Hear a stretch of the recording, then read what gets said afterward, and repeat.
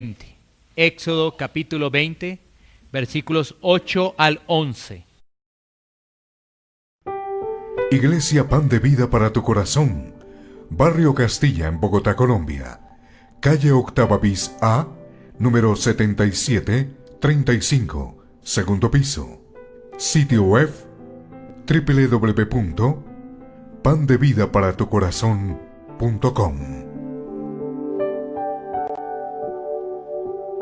Porque la palabra de Dios es viva y eficaz, y más cortante que toda espada de dos filos, y penetra hasta partir el alma y el espíritu, las coyunturas y los tuétanos, y discierne los pensamientos y las intenciones del corazón.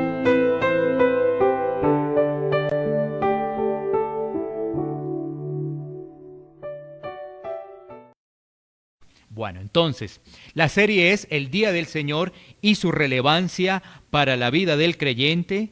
El pasaje de hoy es Éxodo capítulo 20, versículos 8 al 11, y el título de este tema es La ley moral y el día de reposo cristiano. La ley moral y el día de reposo cristiano. Vamos a leer entonces la palabra de Dios. Dice así: Acuérdate del día de reposo para santificarlo. 6 días trabajarás y harás toda tu obra, mas el séptimo día es reposo para Jehová tu Dios. No hagas en él obra alguna, tú, ni tu hijo, ni tu hija, ni tu siervo, ni tu criada, ni tu bestia, ni tu extranjero que está dentro de tus puertas. Porque en 6 días hizo Jehová los cielos y la tierra, el mar y todas las cosas que en ellos hay, y reposó en el séptimo día. Por tanto, Jehová bendijo el día de reposo y lo santificó. Vamos a orar por esta palabra que hemos recibido. Vamos a pedir al Señor el entendimiento. Vamos a pedirle al Señor que nos permita estar concentrados en escuchar su palabra. Bendito Dios y Padre eterno, te damos gracias, Señor, por el consejo celestial, Señor, que está en tu palabra, la sabiduría que viene del cielo, Señor. Es un tesoro para nuestras vidas, Señor. Ahora tenemos el privilegio de escuchar tu palabra, Señor. Permítenos, Señor, bajo la iluminación de tu Santo Espíritu, Señor, el poder entender tu mensaje, Señor, el poder comprender la enseñanza, Señor, allí descrita, Señor, para prontamente, Señor, aplicarla a nuestras vidas, Señor. No queremos ser solamente oidores, Señor, no lo queremos, Señor. Te pedimos, Señor, te suplicamos, Señor, que podamos aplicar tu mensaje, Señor. Y yo te pido, Señor, en el nombre de Jesús, que no me aparte, Señor, ni a derecha ni a izquierda, Señor, de este mensaje, Señor. Yo te lo pido, Señor, en el nombre de Cristo Jesús. Amén. Muy bien, vamos entonces a continuar con esta corta serie, como le habíamos dicho, es una corta serie, pero es muy interesante y de provecho para cada uno de nosotros el poder ver la enseñanza que hay en el día del Señor, en el día de reposo cristiano. Bueno, ¿qué vimos hace 8 días? Recordemos que hace 8 días tomamos un pasaje de Génesis capítulo 2, donde se nos habla que el día de reposo no se instituyó en el monte Sinaí, sino que fue en la creación. Eso lo debemos tener claro. El día de reposo no se instituyó en el Sinaí, sino en la creación. 2. El día de reposo fue dado como un ejemplo de Dios para el hombre. Mira qué interesante. El día de reposo fue dado como un ejemplo de Dios para nosotros, para nuestro beneficio, para nuestro provecho, para que el hombre pudiera descansar y adorar al Señor. ¿Sí ves? O sea que el día del Señor no debe ser una carga. El día del Señor no debe ser una obligación, sino por el contrario, es un beneficio para nuestra vida. ¿En qué sentido hablamos de un beneficio? En el cual podemos venir a adorar al Señor, podemos reposar de nuestras actividades cotidianas y recibir el alimento espiritual. Bueno, y un tercer punto de hace 8 días es que el día de reposo tiene algo en particular, que es santo y bendecido. Es un día santo y bendecido. Recordemos que cuando se habla de santificación es poner aparte, ¿no? Para uso de Dios. Bueno, ahora vamos a meditar en la promulgación de la ley moral y mirar qué dice el cuarto mandamiento, porque estamos leyendo el cuarto mandamiento de la ley de Dios. Pero antes de entrar a observar este mandamiento, el cuarto, es importante resaltar que fácilmente podríamos ser confundidos con estos términos: la ley moral, la ley ceremonial y la ley civil. Si nosotros no entendemos bien estos términos, pues vamos a tener errores doctrinales al no comprender precisamente la ley, dividida en ley moral, ley ceremonial y ley civil. Así que precisamente Moisés en el Pentateuco pues nos habla de la ley, que tiene un gran número de instrucciones, pero que a través de este mensaje vamos a poderlas diferenciar y entender el tema de la ley moral. Bueno, por ejemplo, la ley civil, ¿a qué hacía referencia? ¿Cómo se aplicaba la ley civil? Se aplicaba a Israel en su forma de administración de gobierno, ¿sí? Esa ley civil se aplicaba al pueblo de Israel en su forma de administración de gobierno. Entonces, ahí ya tenemos una buena herramienta para poder diferenciar la ley civil con respecto a las otras leyes. Miremos la ley ceremonial. Esta estaba relacionada con el culto, con la santidad, con la limpieza, animales limpios y animales impuros, ofrendas, sacrificios. Si ves, estamos teniendo un panorama ahora de la ley ceremonial, que estaba relacionada ¿con qué? Con el culto, con la santidad, con la limpieza, animales puros e impuros, o animales limpios e impuros, ofrendas, sacrificios. Y tenemos la ley moral, que se diferencia de las dos anteriores de una forma muy interesante en las Escrituras. Entonces yo me quiero enfocar en la ley moral, que es el tema de los mandamientos. Por eso hago una breve, muy breve descripción de lo que hace referencia a la ley civil y a la ley ceremonial. Muy breve descripción, porque sí vamos a estudiar, a profundizar un poquito en la ley moral. Bueno, así que para mirar la ley moral, es decir, los mandamientos, cuando estamos hablando de ley moral, debes tú pensar en los mandamientos. ¿Cuántos son? 10. Los 10 mandamientos de la ley de Dios. Así que cuando se te habla de ley moral, 10 mandamientos. Debes pensar es en eso. No pienses en ley ceremonial o civil. No. Ley moral, 10 mandamientos.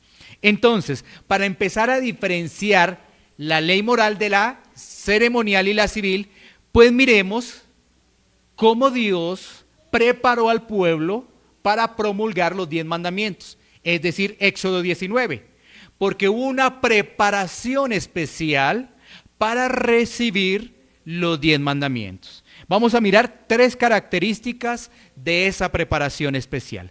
Vamos a ir a Éxodo 19 en primera instancia, versículos 10 y 11.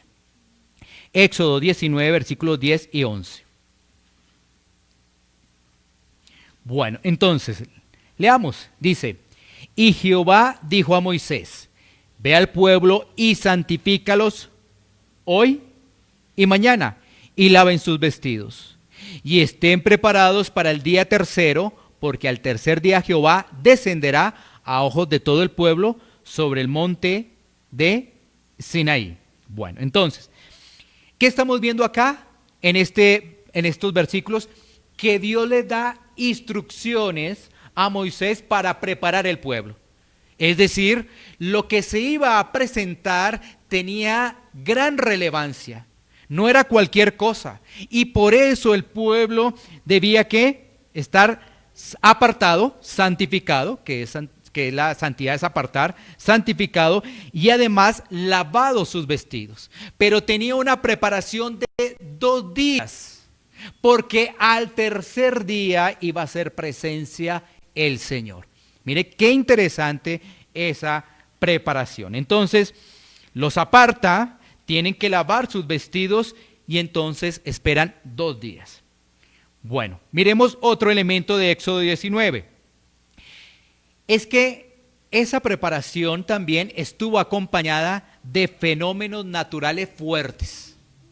Miren también, eso lo vemos en Éxodo 19, 16. Leemos. Aconteció que al tercer día, cuando vino la mañana, vinieron truenos y relámpagos y espesa nube sobre el monte y sonido de bocina muy fuerte, y se estremeció todo el pueblo que estaba en el campamento. ¿Qué vemos en este pasaje? Que la aparición del Señor está acompañada de fenómenos naturales muy fuertes, pero todo eso está encajado en el marco de los 10 mandamientos, ¿sí? Entonces, una descripción muy clara de lo que vemos de esos fenómenos naturales fuertes: truenos y relámpagos, espesa nube sobre el monte, sonido de bocina, ¿no? Bueno, y tenemos un tercer elemento. El tercer elemento lo vamos a ver en Éxodo 19, 19. Leamos Éxodo 19, 19, dice: el sonido de la bocina iba aumentando en extremo, Moisés hablaba y Dios le respondía con voz tronante. El tercer elemento es que Dios responde con voz tronante. Entonces, hagamos un breve resumen de estos 3 puntos. Lo primero es que Dios prepara al pueblo. Le dice a Moisés que deben ser santificados, que deben lavar sus vestidos y que deben esperar 2 días, ¿sí? Segundo punto es que se da bajo el parámetro de fenómenos naturales muy fuertes. Y el tercero es Dios hablando con voz tronante. Características que solamente la vemos bajo este pasaje. Todo eso lo vemos bajo este pasaje. Bueno, ahora miremos otros puntos que nos van a ayudar a entender la diferencia de la ley moral con las otras leyes. Por ejemplo, la ley moral fue escrita por Dios en 2 tablas de piedra. Esto también es algo particular, ¿no? La ley moral fue escrita directamente por Dios. Mira, esto no fue lo mismo con la ley ceremonial ni la ley civil. ¿Sí ves? Ahí cambia el panorama. Ahí logramos diferenciar. Porque fíjate que la Biblia no nos dice, esto es ceremonial, esto es ley ceremonial, ley civil. No, sino que a través del estudio de la palabra podemos darnos cuenta que la ley moral tenía un significado especial. ¿Por qué? Porque nos dice que fue escrita por Dios en 2 tablas de piedra y además se puso dentro del arca. Mira qué otro aspecto tan interesante. Se puso dentro del arca. Bueno, miremoslo. Éxodo 31, 18. Éxodo 31, 18. Dice: y dio a Moisés, cuando acabó de hablar con él en el monte Sinaí, 2 tablas del testimonio, de tablas de piedra escritas con el dedo de Dios. Mira, significativo, relevante, importante para el estudioso de la Escritura. Si no se estudia la Escritura, van a pasar estas palabras desapercibidas. Y vamos a seguir confundiendo la ley, vamos a seguir en eso. Deuteronomio 10:5, son varios pasajes para que logremos diferenciar. Deuteronomio 10:5. Y volví y descendí del monte y puse las tablas en el arca que había hecho, y allí están como Jehová me mandó. ¿Qué estaba en el arca? 3 cosas nomás, mira. Qué interesante para los estudiosos. Había 3 cosas nomás en el arca, el resto estaba al lado. Lo primero, lo que tú estás viendo allí, la ley, pero la ley de los mandamientos. ¿Sí? Eso era lo primero. Estaba también el maná. Ahí estaba un segundo elemento. Y estaba la vara de Aarón. 3 elementos, no más había ahí, no más. Entonces tú dices, oiga, esto es importante que ahí estén dentro del arca los mandamientos, porque mira que lo otro no. Te lo voy a diferenciar para que lo tengas presente. Deuteronomio 31, 24, 26. Mira este pasaje, que las otras cosas no estaban dentro del arca. Deuteronomio 31, 24, 26. Dice: y cuando acabó Moisés de escribir las palabras de esta ley en un libro hasta concluirse, mira cómo comienza, ahí está Moisés escribiendo, diferenciando de que la otra lo escribió Dios. Mira, ¿sí ves? Dio órdenes Moisés a los levitas que llevaban el arca del pacto de Jehová, diciendo: tomad este libro de la ley y ponedlo, ¿en dónde? Al lado. ¿Dentro? No. Al lado del arca del pacto de Jehová vuestro Dios, y esté allí por testigo contra ti. Entonces mira que los mandamientos están dentro del arca, las otras leyes están al lado del arca. Entonces tú puedes ver diferencias de la ley moral con respecto a las otras leyes. Vas teniendo argumentos. Bueno, finalmente, de este punto de diferenciar la ley, por ejemplo, ceremonial con la ley moral, vamos a mirar estos puntos interesantes. La ley ceremonial, mientras que en la ley ceremonial se tenía que presentar ofrenda por el pecado, en la ley moral el pecado se revela. Mira esto. Mientras que en la ley ceremonial se tenía que presentar ofrenda por el pecado, la ley moral, ¿qué hace? Revela el pecado. ¿Sí? Es diferencias. Miremos los pasajes. Levítico 5:15. Levítico 5:15.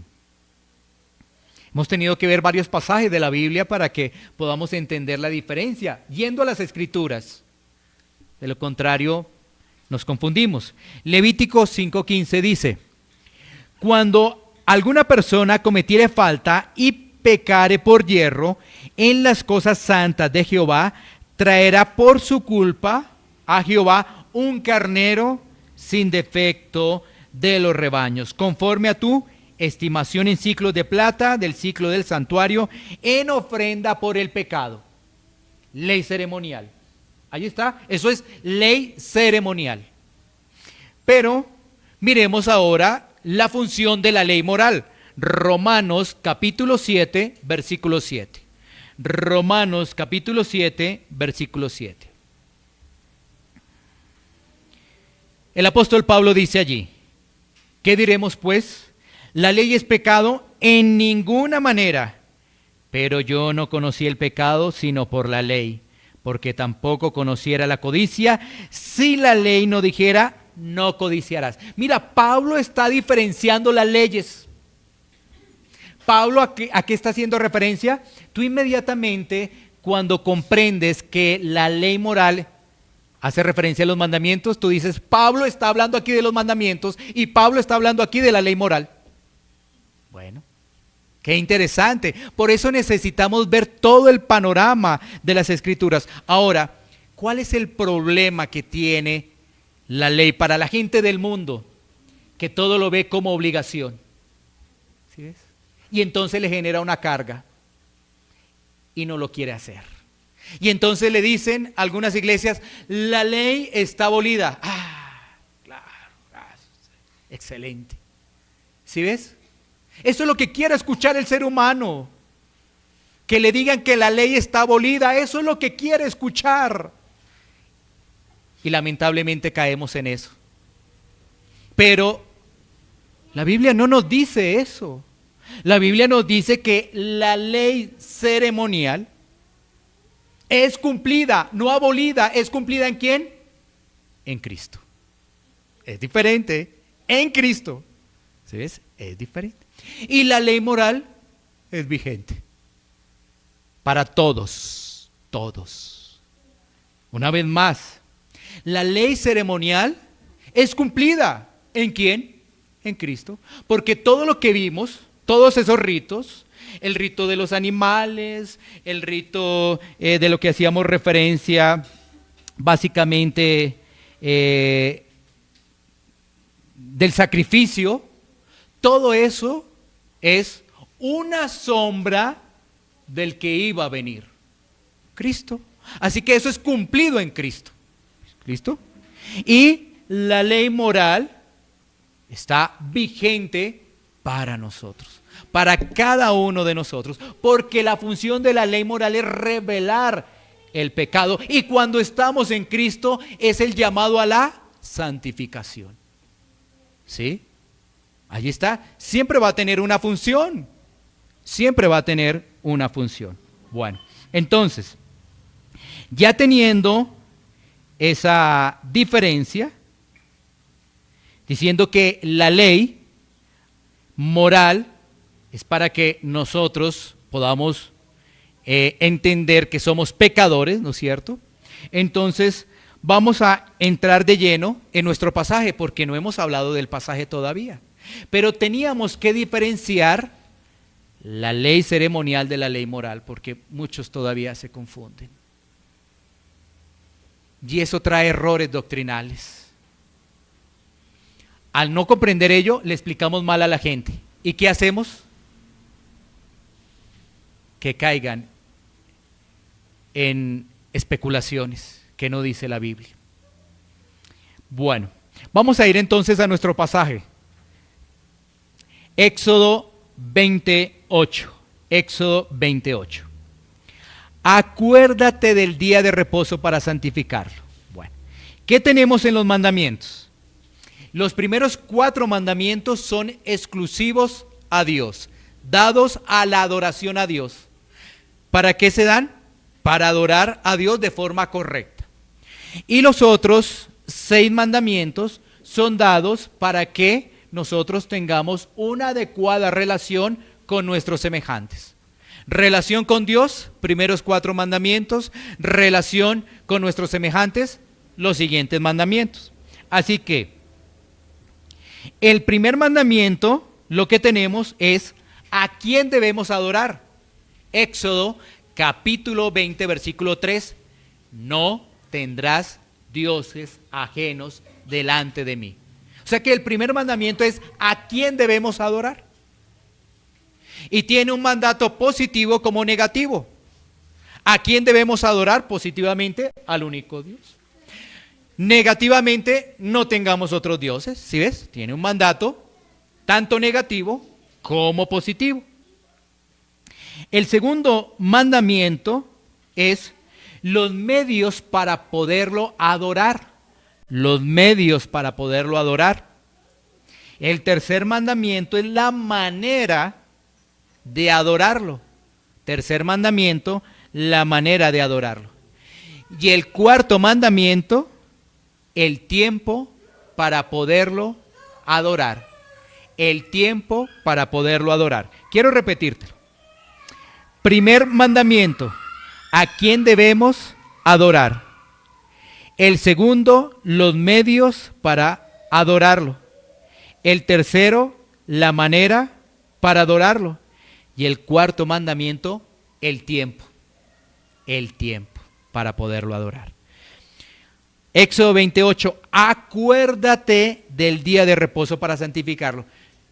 Yo creo que los que estamos acá debería surgirnos una pregunta.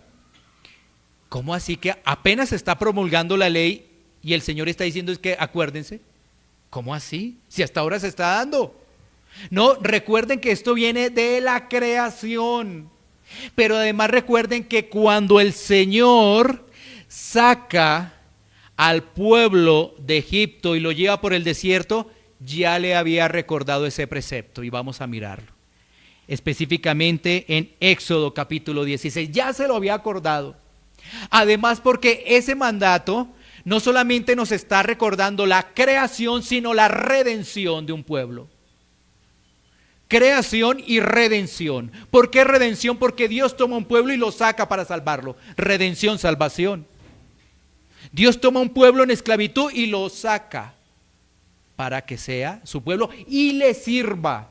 Entonces miremos qué nos dice Éxodo 16, 23, 24. Dice: y él les dijo, esto es lo que ha dicho Jehová. Mañana es el santo día de reposo, el reposo consagrado a Jehová. Lo que habéis de cocer, cocedlo hoy. Y lo que habéis de cocinar, cocinadlo. Y todo lo que os sobrare, guardadlo para mañana. Y ellos lo guardaron hasta la mañana, según lo que Moisés había mandado, y no se aguzanó ni hedió. Entonces mira que ya en Éxodo 16, ya el Señor les está una vez más hablando del día de reposo, del día del Señor. Bueno, ahora dice ahí, acuérdate del día, no de la hora. Acuérdate del día de reposo, no de la hora. Y dice ahí, acuérdate del día de reposo. Esa palabra reposo en el idioma original es Shabbat. Shabbat. Fácilmente la gente dice Shabbat, sábado. Pero Shabbat significa es cesar. Cesar. Eso es lo que significa. Cesar. ¿Sí? ¿Qué quiere decir ello? Es un día apartado, un día apartado. Y dice ahí, para santificarlo, apartado, un día especial. ¿Un día especial para quién? Para que nosotros le rindamos adoración a Dios.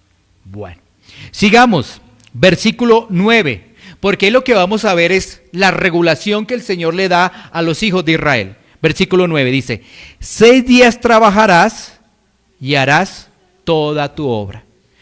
Entonces, lo que nos está diciendo allí ese pasaje es que 6 días el pueblo de Israel trabajaba y entonces allí podía hacer lo que necesitaba para su sustento. Imagínate lo siguiente, los pueblos paganos, ¿cómo lo hacían los pueblos paganos? Trabajando todo el tiempo. Dios le estaba mostrando a ellos que eran diferentes. Los hijos de Dios eran diferentes. Porque el pueblo pagano es al servicio de sus dioses todo el tiempo, es decir, al servicio de su esclavitud, del trabajo, todo el tiempo. Pero Dios toma a un pueblo para entregarle instrucciones y decir, ustedes son diferentes. Ustedes trabajan 6 días y un día descansan y me adoran. Imagínate esto, cómo es de interesante para mortificar la codicia. Cómo es de interesante este mandato. Si ves, provecho para nuestra vida. Es que Dios ha puesto esto para beneficio de nosotros, no como una carga. ¿Qué vemos hoy en día? Si nos dan la posibilidad de trabajar y ganar un dinerito extra, bienvenido sea. Codicia andando en cada persona. Codicia andando. Ay, no, pero es que para mi familia. Sí me hago entender. El mismo modelo del mundo en decir, no, es que los festivos pagan el doble. Codicia andando. Porque el domingo se paga doble. ¿Por qué se paga doble? Porque de alguna forma se ha instituido a través de la historia que el domingo es un día especial. Domingo significa del Señor. En el latín es del Señor. ¿Sí? Entonces, ahí nos estamos dando cuenta muchas cosas de beneficios para nuestra vida, para mortificar muchas áreas de pecado de nuestra vida. ¿Y mortificamos? Bueno, versículo 10 dice, mas el 7º día es reposo para Jehová. Entonces, ¿es para hacer lo que querramos? Fíjate que dice que no, es para el Señor, para Jehová tu Dios. Y vuelve y reitera, no hagas en él obra alguna, tú, ni tu hijo, ni tu hija, ni tu siervo, ni tu criada, ni tu bestia, ni tu extranjero que está dentro de tus puertas. ¿Qué quiere decir ello? Que tú no trabajes y no pongas a otros a trabajar tampoco. Eso es lo que quiere decir. Y el Señor le está diciendo al pueblo de Israel, le está diciendo, mira, tú no trabajas porque ese día me adoras, pero no pongas a otros a trabajar. No vas a poner a tu hijo, no vas a poner a tu hija, no pongas a tu siervo, a tu criada. Y esto es básicamente, si lo ponemos a tiempo de hoy, es como si tú tuvieras una empresa. Tú reposas el día domingo, en el día del Señor, pero tú pones a trabajar a tus empleados. Eso es lo que dice ahí. Eso es. El mandato es muy claro, la palabra allí es muy clara, es ver el patrón que entrega Dios. Es que lo entregó es para nuestro beneficio. ¿Sí ves? Porque cuando hablamos ahorita del tema de la codicia, la gente va a empezar a decir, mi dinero, mi familia, las necesidades, una cosa, la otra. Y yo te respondo, ¿cuál es tu confianza en Dios? ¿Dónde está tu confianza en Dios? ¿En quién confías? ¿En tus fuerzas o en Dios? Mientras tú me tienes una respuesta de decir, no, pero mi familia, mis ingresos, yo te diría, ¿dónde está tu confianza? ¿En tus ingresos? ¿En tus fuerzas? ¿O en Dios? ¿Sí es? Para tu respuesta que está contaminada con el pecado, hay una respuesta bíblica. Para que uno diga, Señor, perdóname. Y no dé uno excusas, porque siempre el ser humano es excusas, excusas, excusas. Así que miremoslo es en la bendición y en el gozo. Es que Dios lo instituyó para que descansemos del trabajo. Es que Dios lo instituyó ¿para qué? Para que adoremos al Señor. No lo miremos como una carga. Mira mi dinero, ahora tengo menos porque antes trabajaba los domingos y me daban horas extras, ahora tengo menos. No lo mires así. Míralo como el deleite, como que Dios lo dejó para que nosotros descansemos, dejemos el estrés y vengamos a adorar al Señor. ¿Y qué tenemos en el versículo 11? Dice, porque en 6 días hizo Jehová los cielos y la tierra, el mar y todas las cosas que en ellos hay, y reposó en el 7º día. Por tanto, Jehová bendijo el día de reposo y lo santificó. Es volver a recordar la creación, lo que vimos la vez pasada, ¿no? Génesis capítulo 2, versículos 1 al 3. Entonces está diciendo que el parámetro que Dios está entregando es el parámetro de la creación. Y es para beneficio del hombre, porque ya recordamos que Dios no se cansa. ¿Sí? ¿Por qué Dios reposó en el 7º día en la creación? Por el deleite, por el beneficio del hombre, para apartarlo, para que el hombre pueda adorarlo como debe ser. Porque hay un problema también del ser humano. El ser humano piensa adorar a Dios como él cree que debe adorarlo. Y debemos adorarlo es conforme a lo que nos dice la palabra de Dios. Así que nuevamente el mandamiento nos recuerda la creación para poder comprender que este mandato no es del Sinaí, sino de la creación, y que hace parte de la ley moral que se le dio al hombre. ¿Sí? Entonces uno dice, ¿la ley moral se le dio al hombre en el Sinaí? No, la ley moral ha estado ahí, ¿sí? Nos dábamos cuenta que cuando Caín mató a Abel, él se dio cuenta que eso como que la embarró, ¿no? Y no estaban promulgados todavía los mandamientos ahí. Es que siempre ha estado la ley moral, siempre ha estado. Aquí fue escrita y regulada. Es diferente, pero siempre ha estado. En Éxodo 20, regulado y escrito. Ahora, 3 puntos que vemos más de este pasaje. Analízalos. A ver con la lectura ahí de la palabra. 1. Si tú lees todos los mandamientos, te vas a dar cuenta que este es el más largo. Ahí los tienes tú. Haz el ejercicio. Este es el más largo. 2. Que hay un recordatorio solemne y una advertencia. Recordatorio solemne y una advertencia. ¿Sí? Y 3, se expresa positiva y negativamente, como ocurre con los demás mandamientos, ¿no? Eso sí es igual. Se expresa positiva como negativamente. Ahora, teniendo presente esto, la pregunta que debe quedar es la siguiente. ¿en qué momento se cambió de sábado a domingo? Y esa es la pregunta que vamos a resolver con base a la palabra, porque tenemos que tener en la palabra, ¿no? Porque los judíos o los israelitas en esa época adoraban el día sábado al Señor, es decir, tomaban todo el sábado para adorarlo. Ahora que se ha cambiado el domingo, pero es todo el día para adorar al Señor. En la casa, en la iglesia, ¿sí? En las obras de misericordia, pero es un día de adoración al Señor, es enfocado a Él. Aunque todos los días son de Dios, hay un día especial para adorar. ¿Todos los días son de Dios? Correcto, pero hay un día especial para adorarlo. Bueno, entonces, vamos a dar varios argumentos, pero por cuestiones de tiempo quisiera exponer muchísimos más que hay en la palabra, pero no voy a dar sino 3 argumentos.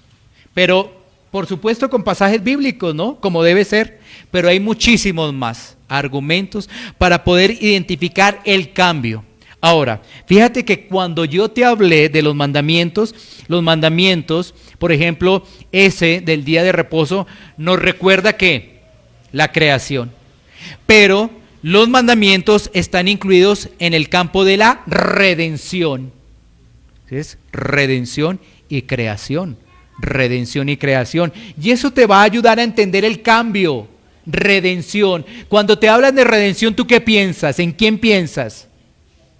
¿En Cristo? Ah, bueno. Redención, creación. Bueno. Entonces, Cristo resucitó el primer día de la semana. Miremoslo, ese es el primer punto. Cristo resucitó el primer día de la semana. Marcos 16:9. Marcos 16:9. Dice la palabra de Dios: habiendo pues resucitado Jesús por la mañana, el primer día de la semana, apareció primeramente a María Magdalena, de quien había echado 7 demonios. En la Biblia vamos a encontrar un énfasis en el séptimo día, pero también un énfasis en el primer día de la semana. Mira, ahí lo tienes. Mientras que de los otros días o no se habla o muy poquito. Y además hay que entender algo, y esto es explicar un poco a aquellos sabatistas. Sí, explicar un poco este tema. Es que la Biblia no habla de lunes, martes, miércoles, jueves, viernes, sábado, domingo. No habla. La Biblia habla es primer día, séptimo día. Y no habla más así. De pronto nos aparece que al tercer día. Pero los énfasis son únicamente séptimo y primer día. No hay más. Así que empezar uno a decir que el sábado, entendiendo que la Biblia no habla con esos nombres, ya de eso nos debe poner es a estudiar más, para que esos argumentos queden mucho más fortalecidos, ¿no? ¿Sí? Bueno. Dice la historia que los días de la semana vienen de los imperios pasados. Algunos hacen referencia al imperio babilónico, ¿no? Haciendo referencia a la adoración de dioses, ¿no? Por ejemplo, es sábado Saturno, ¿sí? Bueno.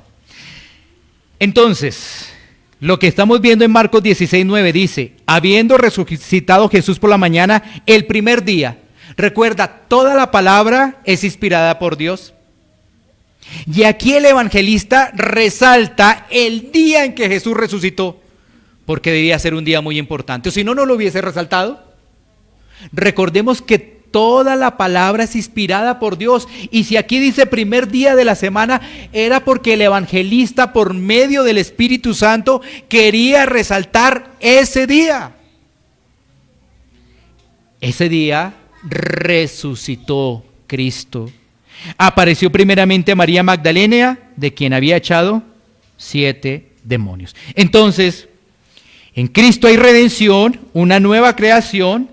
El primer Adán falló, pero llegó el postrer Adán. Nueva creación, redención. ¿Sí? Para poder entender por qué nosotros adoramos el día domingo. porque Cristo resucitó el día domingo. Nos habla de redención, nos habla de nueva creación. Bueno, más pasajes. Juan 20:19. Mira que después de que Cristo resucitó, los discípulos empezaron a reunirse ese día, primer día de la semana. Se reunían, mira lo que dice la palabra. Juan 20:19.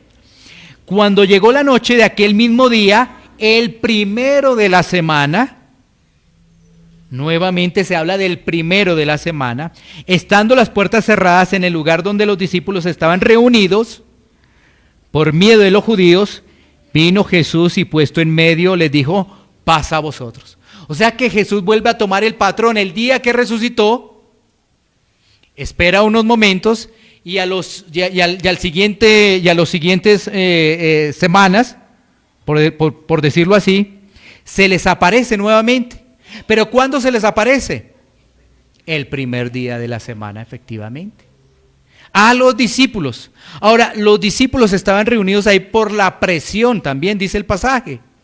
Pero debemos entender que en el campo de la cultura judía, pues los demás se seguían reuniendo, ¿qué?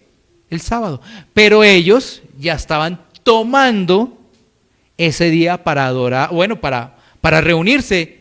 Y en este caso, pues el Señor se les apareció. Juan 20:26, otro pasaje ahí cerquita. Juan 20:26 dice, 8 días después, estaban otra vez sus discípulos dentro y con ellos Tomás. Llegó Jesús, estando las puertas cerradas, y se puso en medio y les dijo, paz a vosotros. Pasaron 8 días, es decir, el siguiente primer día de la semana, estaban otra vez reunidos y vuelve y se les aparece Jesús, ¿sí ves? Otra vez se les aparece Jesús. El primer día de la semana, 8 días después. Mira que ellos estaban entendiendo ese cambio, digámoslo así, de sábado a domingo. Más pasajes.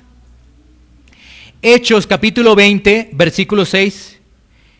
Hechos capítulo 20, versículo 6 dice, el primer día de la semana, reunidos los discípulos para partir el pan, Pablo les enseñaba, habiendo de salir al día siguiente, y alargó el discurso hasta la medianoche. Ahora, Lucas se está refiriendo al primer día de la semana. Uno diría, ¿y para qué contar esos detalles? Todo lo que aparece en la Biblia es inspirado por Dios. Así que eso tiene relevancia. Porque uno dice, ¿y por qué explica que el primer día de la semana? ¿Y por qué? No, porque es inspirado por Dios. Allí estaban, ¿qué? Los discípulos recibiendo, ¿de quién? La enseñanza de Pablo. ¿Sí? Y Pablo, ese primer día de la semana, mire, dice que alargó el discurso hasta la medianoche, entendiendo que es un día de adoración a Dios. Fíjate que la enseñanza de Pablo no fue una enseñanza superficial, no fue una enseñanza de un momento, sino nos dice que hasta la medianoche. No nos dice desde qué horas estaba, pero sí dice que alargó, o sea que fue bastante amplia la enseñanza. Eso sí podríamos decir. No podríamos decir, mire, es que estuvo ahí 10 horas allí enseñándoles Pablo ahí.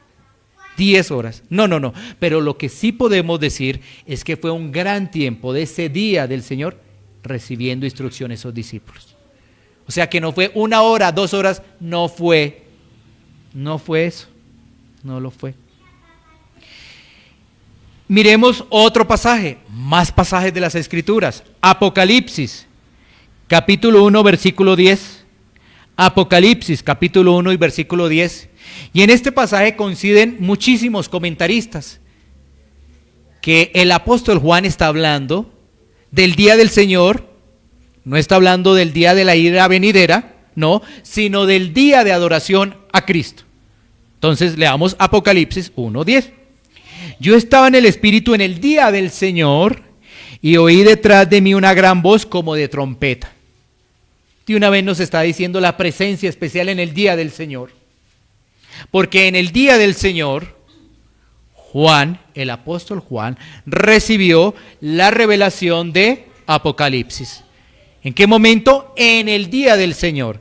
¿Qué nos recuerda esto? ¿Qué nos llama? Presencia especial de Dios. ¿Dios está en todas partes? Por supuesto que sí. Por supuesto que sí, no hay duda. Pero hay una presencia especial cuando sus hijos se reúnen. ¿Sí? No lo dice la Escritura. Ahí vemos la importancia, el beneficio para nuestra vida de reunirnos. Y miremos otro pasaje adicional. Hechos 2:1. Hechos 2:1. Dice: cuando llegó el día de Pentecostés, estaban todos unánime juntos. Tú dirás, bueno, ¿y ese pasaje qué tiene que ver? Resulta que Pentecostés cayó ahí el primer día de la semana. ¿Qué quiere decir? Allí la presencia especial del Espíritu Santo, allí en la iglesia, fue el primer día de la semana. Pero nos dice que ellos estaban reunidos el primer día de la semana, unánime juntos. ¿Y ahí qué ocurrió? Precisamente la llenura del Espíritu Santo. ¿Cuándo? Primer día de la semana. Fiesta de Pentecostés, 50 días después. ¿Sí? Pentecostés. Una de las fiestas judías. Estaban reunidos allí. O sea que eso no fue el sábado cuando ocurrió la llenura del Espíritu Santo, sino fue el primer día de la semana. Bueno, vuelvo y reitero, hay muchísimos más argumentos bíblicos y aún de argumentos que son de testimonios posapostólicos.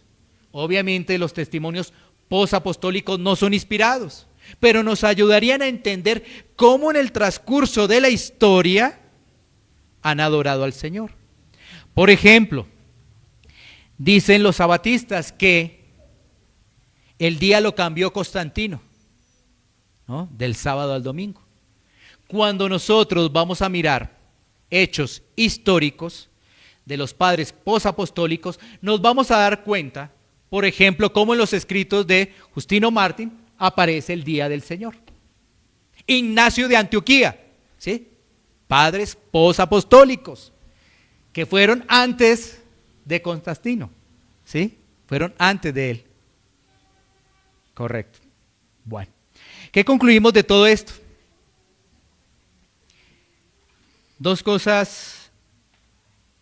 Tres cosas muy interesantes. Conclusión y a modo de aplicación. Lo primero, el mandato del día de reposo sigue vigente. Eso es lo primero que debemos tener claro. El mandato del día de reposo cristiano sigue vigente. Ya vimos, no estamos hablando del sábado, sino del domingo, sigue vigente. Imagínate una persona que dice amar a Dios y que no le da tiempo a Dios. ¿Estará amando a Dios? ¿Cuántas personas dicen, yo amo a Dios, Dios es lo primero en mi vida, y no le da tiempo a Dios? O si al caso le dan 1:30, 2 horas en la semana, 1:30, 2 horas. ¿Será que está amando a Dios? No, esa persona está engañada. Esa persona debe arrepentirse de sus pecados, que se dé cuenta que su carne lo lleva a otro lado o la lleva a otro lado. Debes arrepentirse de sus pecados, clamar al Señor, ¿sí? Pongamos un panorama de este ejemplo que he dicho, ¿no? Que una persona que dice que ama al Señor y que apenas le adora 2 horas semanales. Pongamos el ejemplo del matrimonio. Vemos este. Se casan, conviven por allá de vez en cuando. ¿Qué va a pasar con ese matrimonio? Bueno, tú ya lo entiendes. Entonces, ¿cómo decir que amamos a Dios cuando no venimos a adorarlo? Y si al caso si venimos a hacerlo, lo hacemos 2 horas. Bueno, alguien desprevenidamente podría decir, no, yo entre semana estudio 3, 4 y 5 horas. Pero yo te diría, a esa persona que piensa así desprevenidamente, ¿sabes qué le diría? A esa persona que estudia 3 o 4 horas, que está muy bien, pero que lo hace sola. Y necesitamos la comunidad, la hermandad. La Biblia no lo dice, la hermandad. ¿Sí? O sea que no está mal que estudie entre semana 3, 4, 5 horas, pero lo está haciendo solo, sola. La diferencia acá es que ahora lo hacemos en comunidad. Se está haciendo bajo la guía de un pastor. El Señor ha puesto pastores. Porque cuando tú estás estudiando solo o sola, pues de todas maneras se corren riesgos de que puedas malinterpretar lo que dice las Escrituras y te salgan preguntas y te desvíes y resultes por allá en otro lado. ¿Sí? Entonces, ¿qué pasa con este tema del Día del Señor?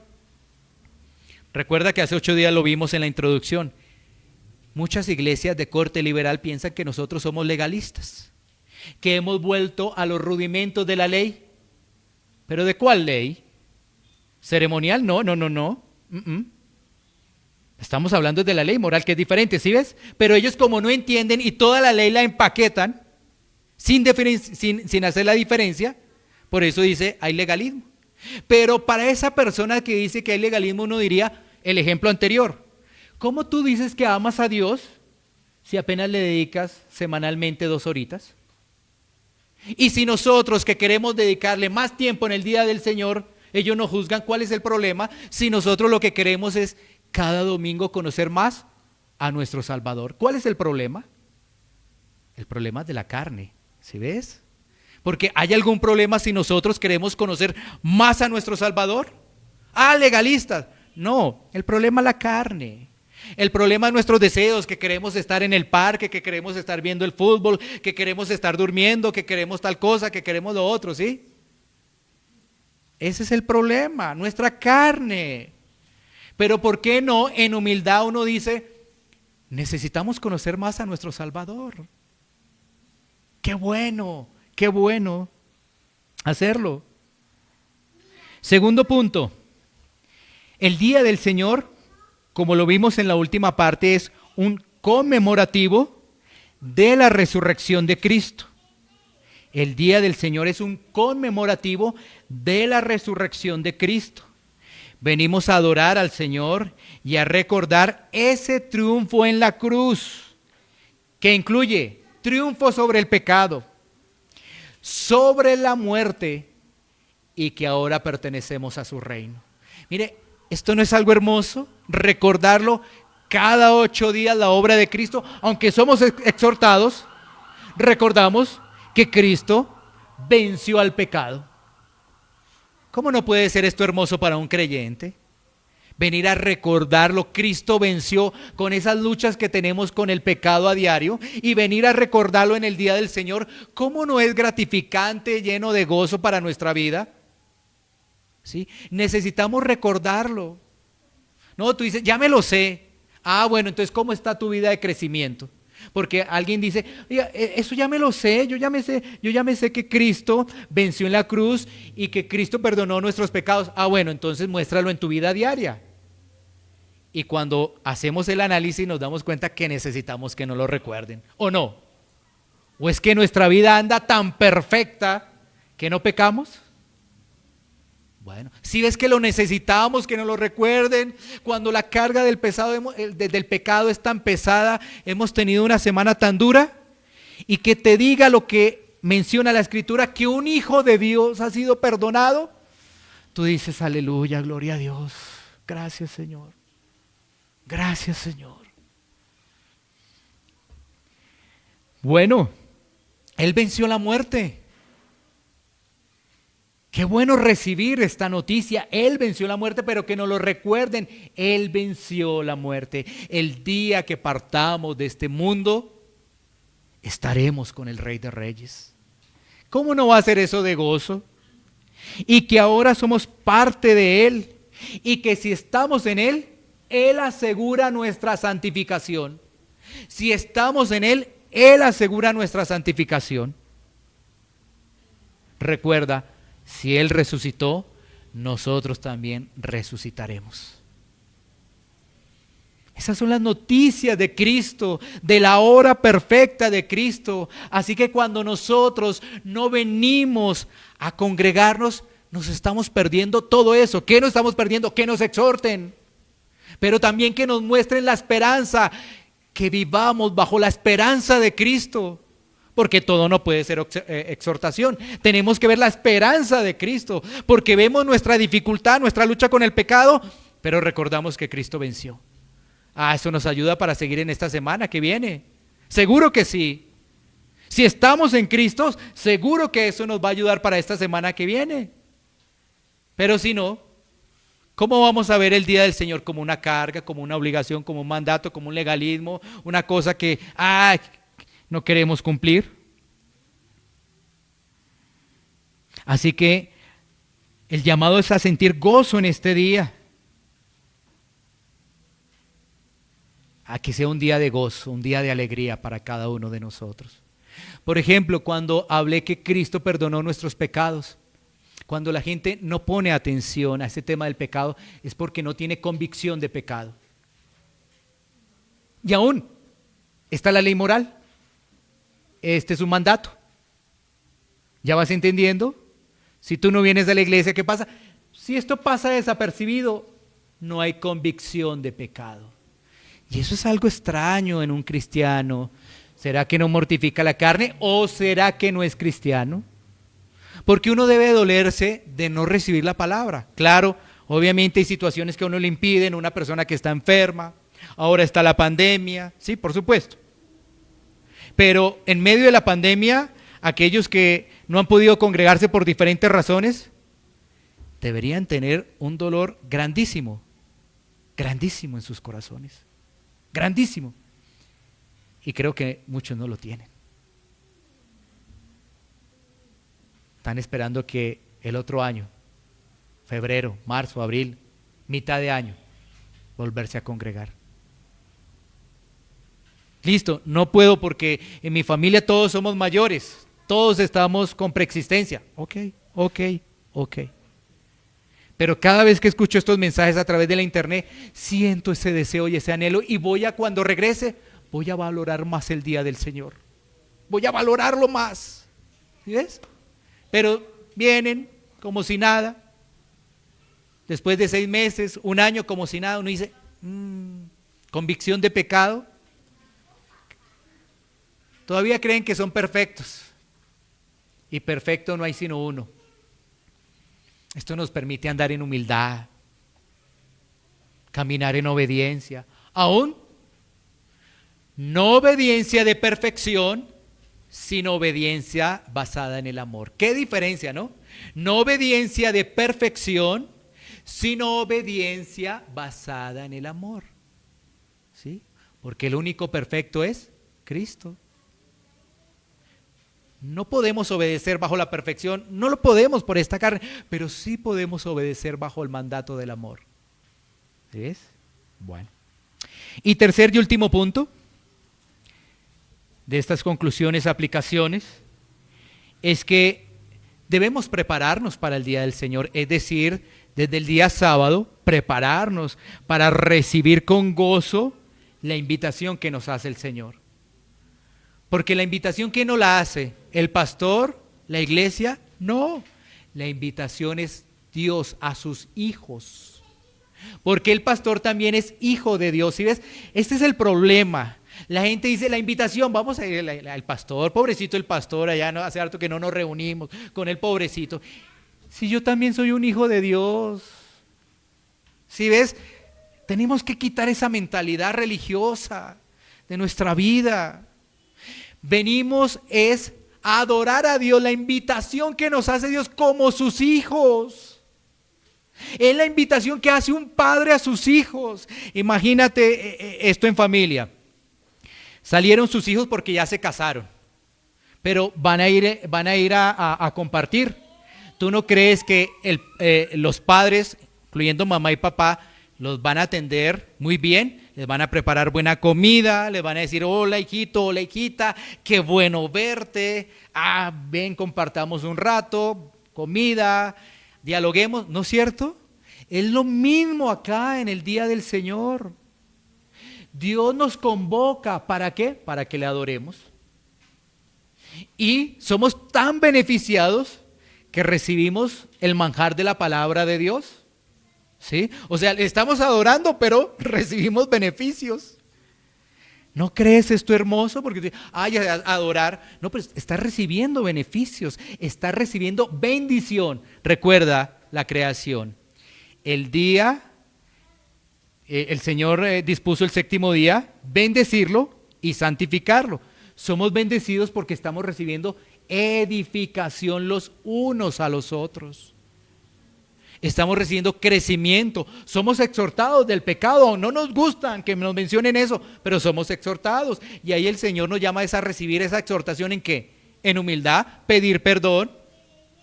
¿Sí? Porque si hablamos del día del Señor y hemos hablado de que a veces queremos hacer lo que se nos antoja, es decir, vamos con los amigos, vamos a los parques, ¿sí? Vamos a quedarnos a dormir, vamos a hacer esto, vamos a hacer lo otro, vamos a trabajar. Entonces, ¿qué recibes tú frente a eso? Exhortación, un llamado al arrepentimiento, ¿sí? Vamos a hacer nuestra fiesta hoy, organicemos una fiesta. No, la fiesta es del Señor, no de nosotros, para glorificarlo a Él, para exaltarlo. Esta es la importancia del día del Señor. No como una carga, no lo veas como una carga. Quizás el de afuera lo verá como una carga. Quizás el de afuera pueda verla como una obligación, pero tú y yo sabemos que no. Sabemos que esto es en el amor de Dios. Así que con esto concluimos.